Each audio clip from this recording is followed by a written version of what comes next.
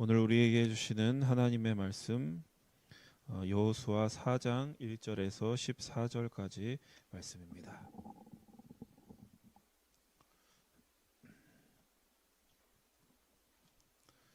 그 모든 백성이 요단을 건너가기를 마침에 여호수아께서 여호수아에게 말씀하시되 백성의 각 지파의 한 사람씩 12사람을 택하고 그들에게 명령하여 이르기를 요단 가운데 제사장들의 발이 굳게 선 그곳에서 돌 12를 택하여 그것을 가져다가 오늘 밤 너희가 유숙할 그곳에 두게 하라 하시니라. 여호수아가 이스라엘 자손 중에서 각 지파에 한 사람씩 준비한 그 12사람을 불러 그들에게 이르되 요단 가운데로 들어가 너희 하나님 여호와의 궤 앞으로 가서 이스라엘 자손들의 지파 수대로 각기 돌 한 개씩 가져다가 어깨에 매라. 이것이 너희 중에 표징이 되리라. 후일에 너희의 자손들이 물어 이르되 이 돌들은 무슨 뜻이냐 하거든 그들에게 이르기를 요단물이 여호와의 언약궤 앞에서 끊어졌나니 곧 언약궤가 요단을 건널 때에 요단물이 끊어졌으므로 이 돌들이 이스라엘 자손에게 영원히 기념이 되리라 하라 하니라. 이스라엘 자손들이 여호수아가 명령한 대로 행하되 여호와께서 여호수아에게 이르신 대로 이스라엘 자손들의 지파의 수를 따라 요단 가운데서 돌 12를 택하여 자기들이 유숙할 곳으로 가져다가 거기에 두었더라. 여호수아가 또 요단 가운데 곧 언약궤를 맨 제사장들의 발이 선 곳에 돌 12를 세웠더니 오늘까지 거기에 있더라.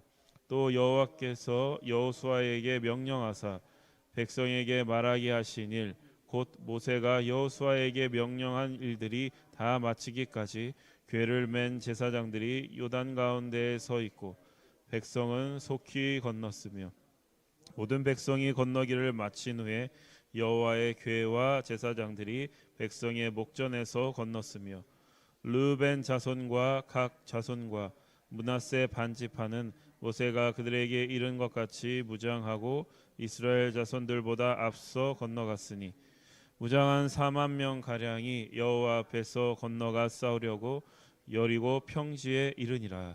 그날에 여호와께서 모든 이스라엘의 목전에서 여호수아를 크게 하심에 그가 생존한 날 동안에 백성들이 그를 두려워하기를 모세를 두려워하던 것 같이 하였더라.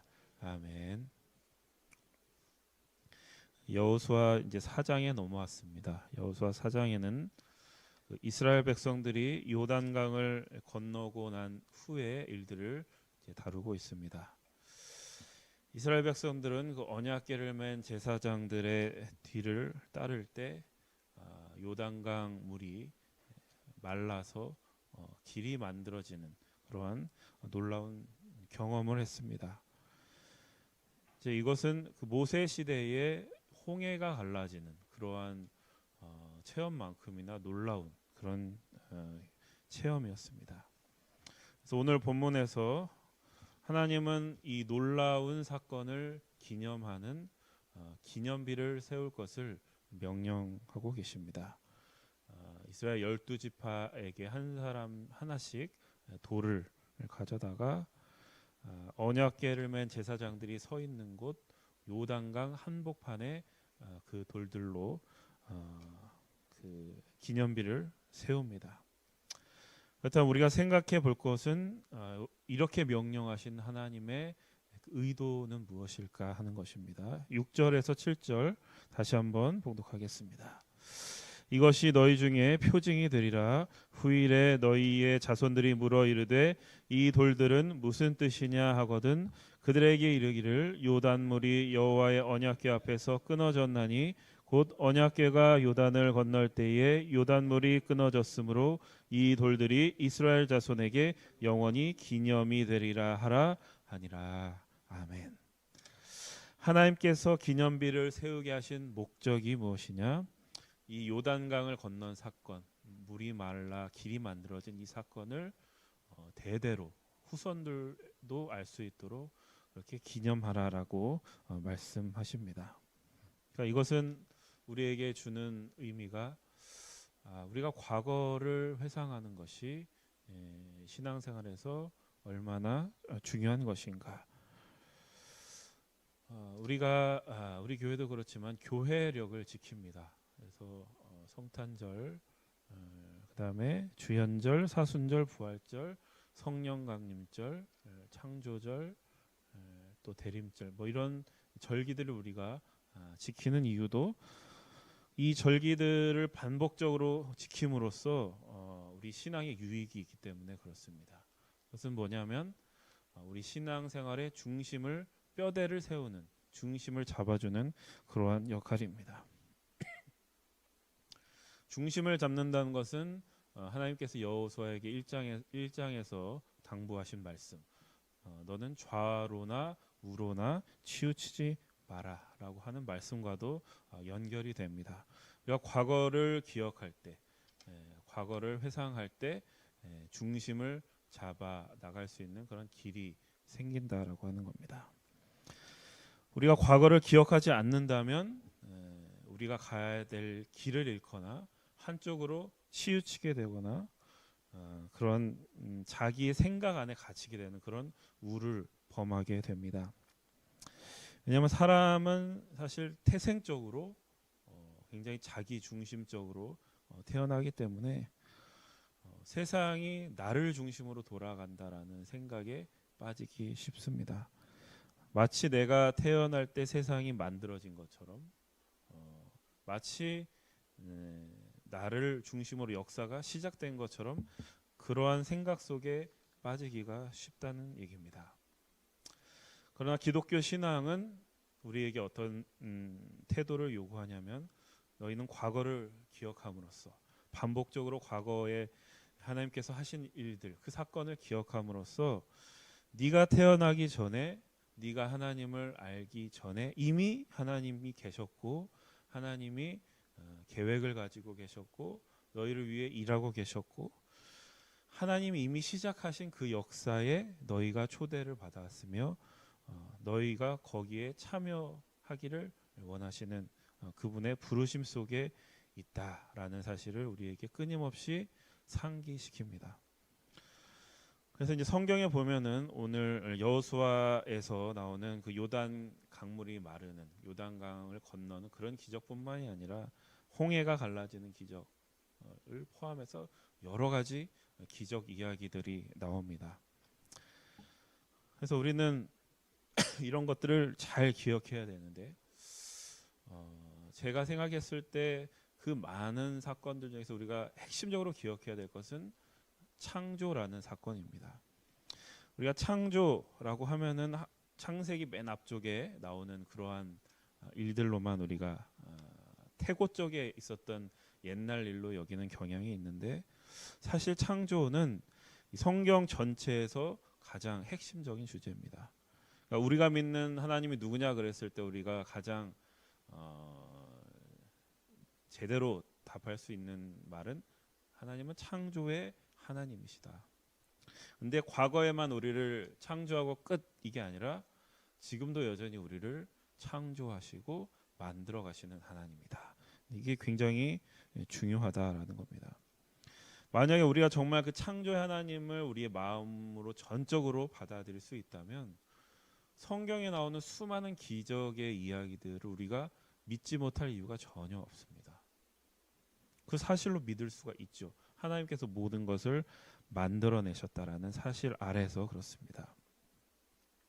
물론 우리가 조심해야 될 것은 그런 기적 이야기들에 너무 심취해서 기독교를 마치 기적을 위한 종교로 생각하는 그런 일들은 우리가 좀 조심을 해야 됩니다.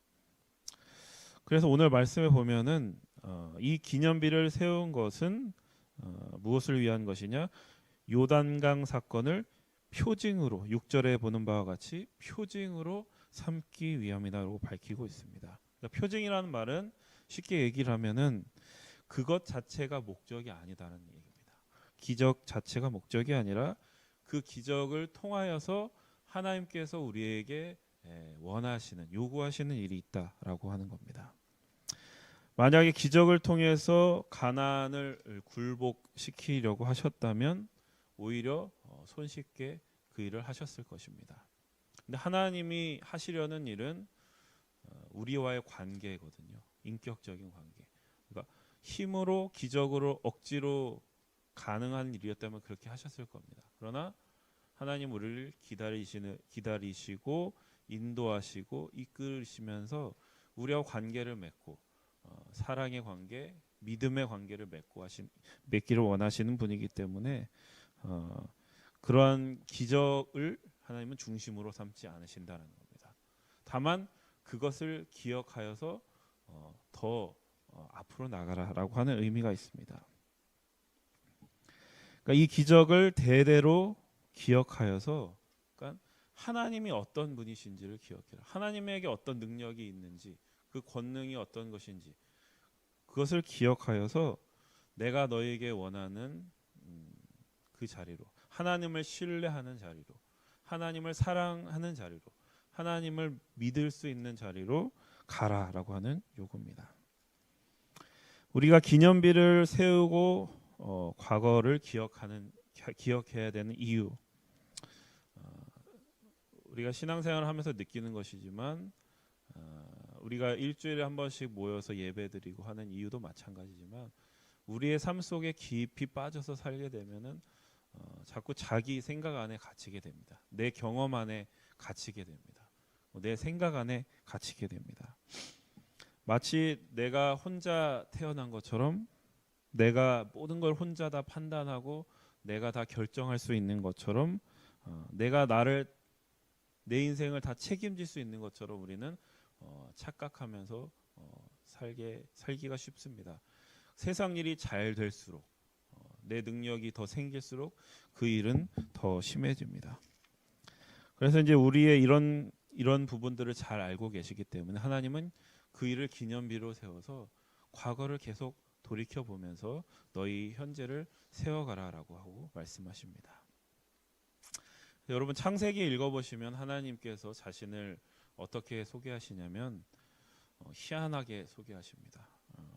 나는 아브라함과 이삭과 야곱의 하나님이다. 나는 아브라함과 이삭과 야곱의 하나님. 이게 뭐냐면 나는 역사의 하나님이다. 나는 시간의 하나님이다. 역사와 시간을 통해서 너희를 창조하고 너희와 관계를 맺기를 원하는 그런 존재다. 이렇게 자기를 소개하십니다. 조상의 이름을 빌어서 자신을 소개하고 있습니다. 그러니까 기독교에서 과거는 다만 오래된 것, 청산해야 될 어떤 구태의연한 것이 아니라 하나님의 깊이와 넓이를 보여주는 그런 시간입니다. 과거를 돌이켜보라. 물론 이제 우리가 주의해야 될 점은 너무 과거만 추억하는 그런 일들은 우리가 조심해야 됩니다. 옛날이 참 좋았는데, 그때가 참 좋았는데, 우리가 이렇게 예전 일을 추억하듯이 이스라엘 백성들이 이제 애굽에서 탈주해서 광야 길을 걷는 동안에 모세를 계속해서 괴롭히던 말이 뭐냐면 애굽으로 돌아가자.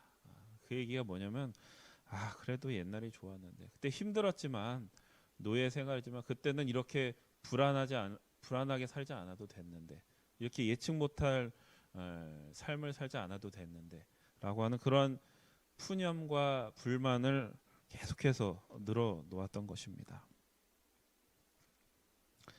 그래서 이처럼 우리에게는 과거로 계속 돌아가고 싶은 그런 경향이 있습니다.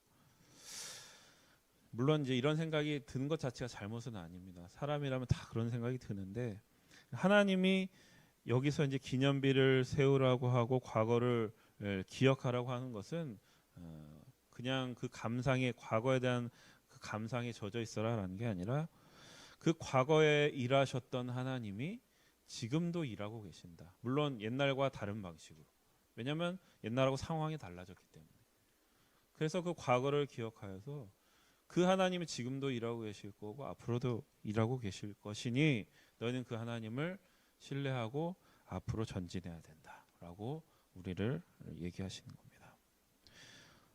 이제는 너희들이 가보지 못한 길이 이제 앞에 펼쳐질 텐데 겁먹지 마라. 그 예기치 못한 상황이 발생하더라도 두려워하지 마라. 요단강을 건너게 하신 그 하나님이 너희보다 앞서서 일하고 계신다. 견고한 여리고 성이 앞에 있더라도 두려워하지 말고 그 길을 가라. 이렇게 우리에게 용기를 주십니다. 여러분, 여러분들의 과거를 한번 기억해 보십시오. 하나님과 정말 뜨겁게 만났던 그 과거의 경험들. 그때는 이제 뭐든지 다 할 수 있을 것 같고 모든 걸 다 하나님께 바칠 수 있을 것 같던 그러한 시간들이 그렇게 막 충만했던 기억들이 계실 겁니다. 근데 그 하나님이 지금은 어디 가셨는가? 지금은 어디 숨으셨는가? 어디 숨으셨을까요? 지금도 여전히 일하고 계십니다. 우리의 눈이 보지 못하기 때문에 그것을 보지 못하기 때문에 알지 못하는 것일 뿐입니다. 하나님이 여러분들에게 낯설게 느껴지는 것은 하나님이 달라진 게 아니라 여러분들이 그만큼 성장했기 때문에 자라냈기 때문에 그렇습니다. 여러분의 육신은 노쇠해 가지만 우리 아버지가 되시는 하나님 입장에서는 여러분들은 계속해서 자라나야 될 자녀들입니다. 그러니까 계속해서 자라나셔야 되고 그런 하나님의 뜻 안에 오늘 여러분들의 인생이 있고 여러분들의 하루가 있다라는 사실을 여러분들 기억하시고 그 뜻에 순종하시는 여러분들 되시기를 축복합니다. 기도하겠습니다. 하나님 아버지, 오늘도 저희에게 새 날을 주셔서 감사드립니다. 요단강을 건너게 하신 그 기념비적인 과거를 기억하여 오늘도 저희들 믿음과 기대를 가지고 살겠습니다. 우리의 현재의 삶에 매몰되거나 과거만 추억하는 이 세상 속에서 하나님이 일하셨던 그 과거를 통해서 미래를 바라보며 오늘 우리가 해야 될 일, 현재에 충실한 그런 하루를 살겠습니다. 주님, 저희의 길을 인도하여 주시옵소서. 예수님의 이름으로 기도드립니다. 아멘. 우리 함께 합심하여 기도하겠습니다. 성령의 능력으로 하나님 나라를 증언하고 살아내게 하소서. 하나님의 말씀이 기준이 되게 하소서. 질병, 전쟁, 자연재해, 가난, 억압으로 고통당하는 사람들을 치유하여 주소서. 거룩한 습관을 형성하여 균형 있는